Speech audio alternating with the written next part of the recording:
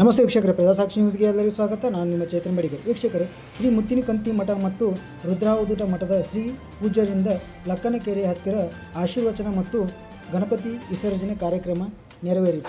ಅದರ ಜೊತೆಗೆ ವಾಯು ಮಾಲಿನ್ಯವನ್ನು ನಾವು ಸರಿಯಾಗಿ ಹತೋಟಿಯಲ್ಲಿಟ್ಟುಕೊಂಡು ನಾವೆಲ್ಲರೂ ಕೂಡ ಶ್ರದ್ಧಾ ಭಕ್ತಿಯಿಂದ ನಾವು ಈ ಹಬ್ಬಗಳನ್ನು ಆಚರಣೆ ಮಾಡಿಕೊಂಡು ಬರಬೇಕು ಅಂತ ಮಾತನ್ನ ಈ ಸಂದರ್ಭದಲ್ಲಿ ನಾನು ಹೇಳಿಕೆ ಬಯಸ್ತೀನಿ.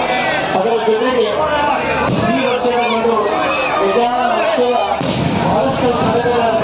ಆಚರಣೆ ಮಾಡುವಂಥ ಸಂದರ್ಭದಲ್ಲಿ ನಾವೆಲ್ಲ ನಮ್ಮ ಕೆಲಸದಲ್ಲಿ ನಾವೆಲ್ಲ ರಜೆಗಳನ್ನು ಹಾಕಿ ನಾವು ಕೆಲಸ ಮಾಡ್ತೀವಿ. ಆದರೆ ಪೂರ್ವ ಕಾರ್ಮಿಕರು ಏನ್ ಮಾಡ್ತಾ ಇದೆ ಅಂತಂದ್ರೆ ತಮ್ಮ ಮನೆಯ ಹಬ್ಬಗಳನ್ನ ಬದಿಗಳು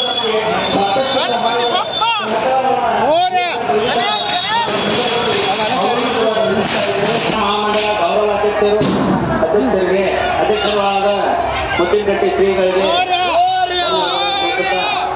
ಏನು ಪ್ರತಿ ವರ್ಷದಂತೆ ಈ ವರ್ಷವೂ 5ನೇ ದಿನದ ಗಣಪತಿಯನ್ನ ವಿಸರ್ಜನೆ ಮಾಡಲಿಕ್ಕೆ ಆಗಮಿಸಿದ ಎಲ್ಲ ಗೌರವಾನ್ವಿತ ನಮ್ಮ ಮಹಾಮಂಡಲ ಗೌರವಾಧ್ಯಕ್ಷರಿಗೂ ವಂದನೆಗಳನ್ನು ತಿಳಿಸುತ್ತಾ, ಅದೇ ರೀತಿ ನಮ್ಮ ಋತುಪೇಟ್ ಅವರುಗಳು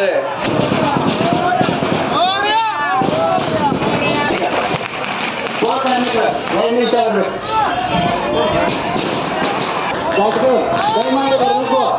ಗಾಡಿ ಮೇಲೆ ಇದ್ದವರು ಬೇಗ ಬೆಳಗಂಗ ಕಾರ್ಮಿಕರು